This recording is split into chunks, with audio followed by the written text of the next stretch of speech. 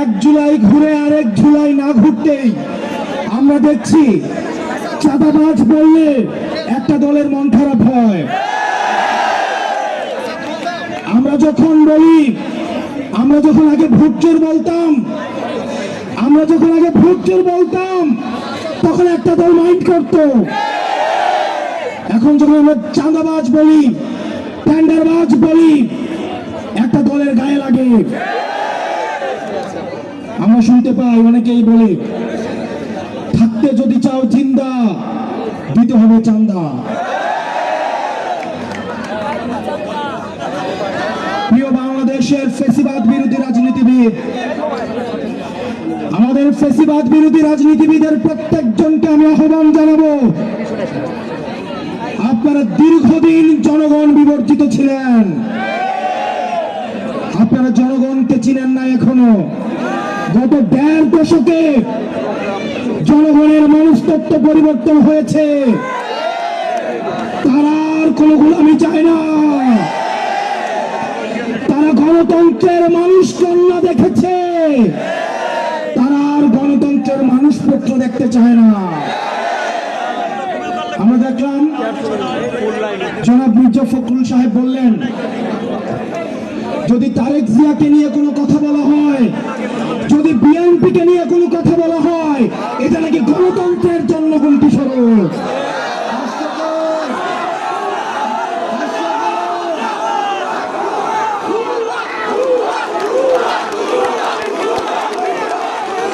আমরা শ্রদ্ধা এবং সম্মান রেখে বলতে চাই, আপনাদের দীর্ঘ 1.5 দশকের ফ্যাসিবাদ বিরোধী লড়াইয়ের প্রতি সম্মান রেখে বলতে চাই, যখনই কোনো ব্যক্তিকে, যখনই কোনো দলকে প্রশ্নের ঊর্ধ্বে রাখা হয়, সমালোচনার ঊর্ধ্বে রাখা হয়, সে ফ্যাসিবাদ হবে নিশ্চিত, নিশ্চিত এবং নিশ্চিত।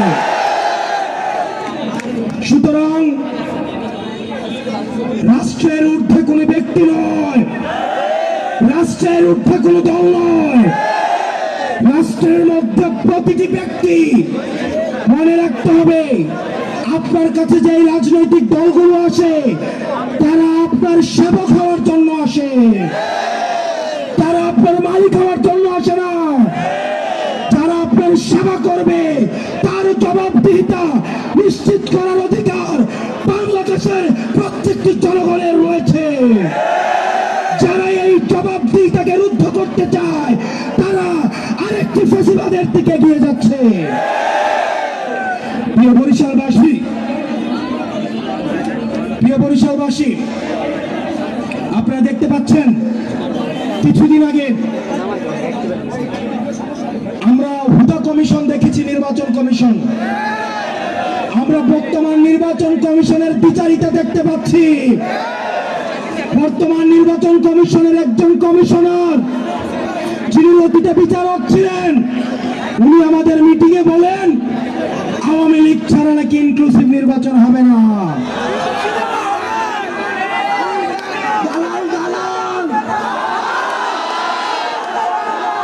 আমরা দেখতে পাচ্ছি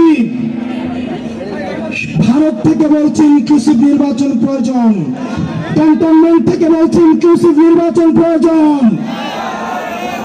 অনেক রাজনৈতিক দল বলছে ইনক্লুসিভ নির্বাচন প্রয়োজন, নির্বাচন কমিশন বলছে ইনক্লুসিভ নির্বাচন প্রয়োজন।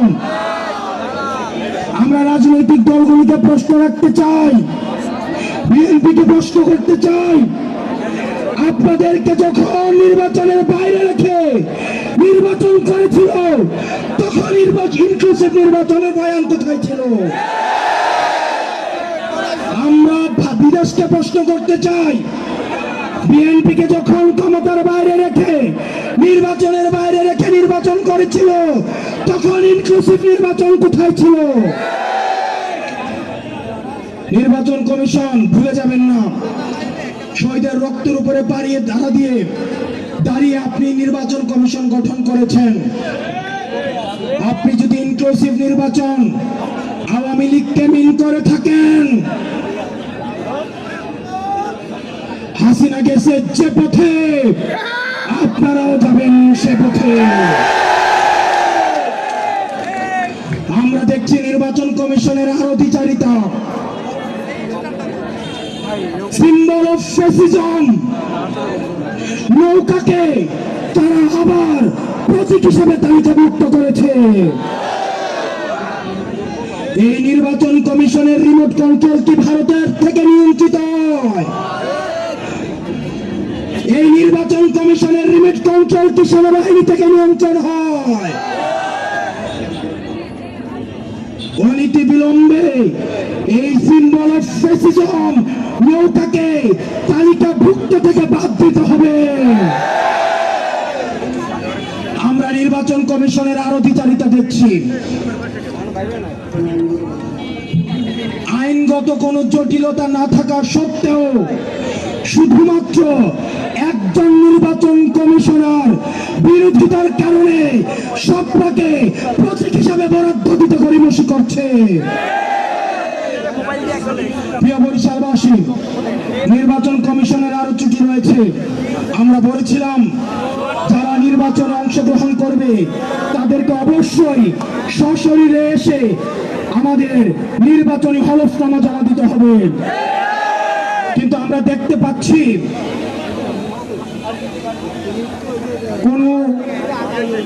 কোন ষড়যন্ত্রের কারণে নির্বাচন কমিশন চাচ্ছে সশরীরে না এসেও যেন হলফনামা দেওয়া যায়, সেটির ব্যবস্থার জন্য নির্বাচন কমিশন এগিয়ে যাচ্ছে। প্রিয় বরিশালবাসী, আমরা আপনাদের কাছে প্রশ্ন রাখতে চাই, আপনারা কি চান আপনাদের প্রতিনিধি, আপনার বরিশালের প্রতিনিধি নির্বাচিত হবে কিন্তু তিনি থাকবেন ভারতে? আপনারা কি চান আপনাদের প্রতিনিধি নির্বাচিত হবে কিন্তু তিনি থাকবেন ইউরোপে, তিনি থাকবেন আমেরিকায়, তিনি থাকবেন লন্ডনে? আমার যেই প্রতিনিধি নির্বাচিত হবে তিনি অবশ্যই আমার এলাকায় আমার সাথে থাকতে হবে। নির্বাচন কমিশন আওয়ামী লীগকে আবার প্রশ্রয় দিতে, এই নির্বাচন অংশগ্রহণ করাইতে আবার চাচ্ছেন সশরীরে না এসেও অনলাইনে যেন নির্বাচনী হলফনামা দেওয়া যায় সেই ব্যবস্থার দিকে এগিয়ে যাচ্ছে। আমরা স্পষ্ট ভাষায় বলতে চাই, হুদা কমিশনের পরিণতি আপনারা ভুলে যাবেন না, হুদা কমিশনের পরিণতি ভুলে যাবেন না, হুদা কমিশনের পরিণতি ভুলে যাবেন না। নির্বাচন কমিশনের পুনর্গঠন প্রয়োজন। এই সিলেক্টিভ নির্বাচন কমিশন দিয়ে গ্রহণযোগ্য নির্বাচন কোনোদিনও সম্ভব না। সূর্য পশ্চিম দিকে উঠতে পারে, আসমান জমিনে নামতে পারে, কিন্তু এই নির্বাচন কমিশন দিয়ে গ্রহণযোগ্য নির্বাচন সম্ভব নয়। এই নির্বাচন কমিশনকে বলতে চাই, আপনারা যদি আমাদের রেজিস্ট্রেশন এবং সত্তা প্রতীক নিয়ে গড়িমসি করেন, আমরা রাজনৈতিক ভাবে সেটি মোকাবেলা করব। আমরা 500 টাকা দিয়ে টোকাই ধরে এনে আমাদের জনসমাবেশে আমরা লুকানি না। আমরা 200 টাকা দিয়ে, 500 টাকা দিয়ে, আমরা চাঁদাবাজদের টাকা নিয়ে, আমরা টোকাই দিয়ে আমরা কোনো জনসমাবেশ করি না। আমাদের এই জনসমাবেশে যারা আসে প্রত্যেকে নিজ থেকে এনসিপি কে ভালোবেসে এই অভ্যুত্থানকে ধারণ করে সংস্কার এবং বিচারের পক্ষে মা বোন থেকে শুরু করে আলেম ওলামা থেকে শুরু করে সনাতন ধর্ম থেকে শুরু করে আহত এবং শহীদ পরিবারের সবাই স্বতঃস্ফূর্তভাবে বাংলাদেশ পন্থীরাই অংশগ্রহণ করে। প্রিয় বরিশালবাসী, আমাদের দীর্ঘ লড়াইয়ের জন্য প্রস্তুতি নিতে হবে, আমাদের প্রয়োজনে জেলে যেতে হবে। আবার এই জালিম, নতুন করে যদি কোন জালিম তৈরি হয় সেটিকে মোকাবেলার প্রস্তুতি নিতে হবে। আমাদের উত্থান সংকট থেকে,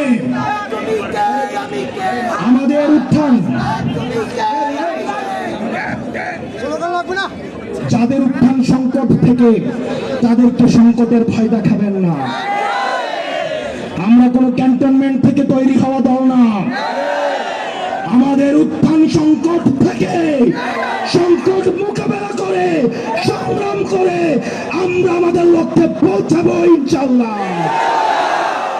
প্রিয় বরিশালবাসী, আপনারা ভালো থাকবেন, সুস্থ থাকবেন। কোনো ভয়ভীতি আপনারা পাড়ায় পাড়ায়, ওয়ার্ডে ওয়ার্ডে আপনারা এনসিপির কমিটি করে তুলুন। আপনাদের এনসিপির সাংগঠনিক বিস্তার আপনারা তৈরি করুন। যদি কোনো রাজনৈতিক দল ভয় দেখায় আপনারা আমাদেরকে জানাবেন। ঢাকা থেকে আসতে যতক্ষণ দূরত্ব, আমরা সমন্বিতভাবে তাদের মোকাবেলা করব। আমার এনসিপির একটা নেতা কর্মীর দিকে কেউ যদি চোখ তুলে তাকায়, আমার এনসিপির একটা নেতা কর্মীর গায়ে যদি কেউ হাত তুলে, কাউকে যদি বিচার বহির্ভূত কোনো অন্যায়ের শিকার করা হয়, আমাদের গায়ের শেষ রক্তবিন্দু দিয়ে আমরা সেটি লড়াই করে যাব। প্রিয় বরিশালবাসী, আপনারা ভালো থাকবেন, সুস্থ থাকবেন, দীর্ঘ লড়াইয়ের প্রস্তুতি গ্রহণ করুন। আমরা জেলে যাব, ফাঁসি আমাদের গায়ে লাগতে পারে, আমরা ফাঁসিতেও তুলতে পারি, কিন্তু এই বাংলাদেশকে আমরা আর বিক্রি করতে দিব না।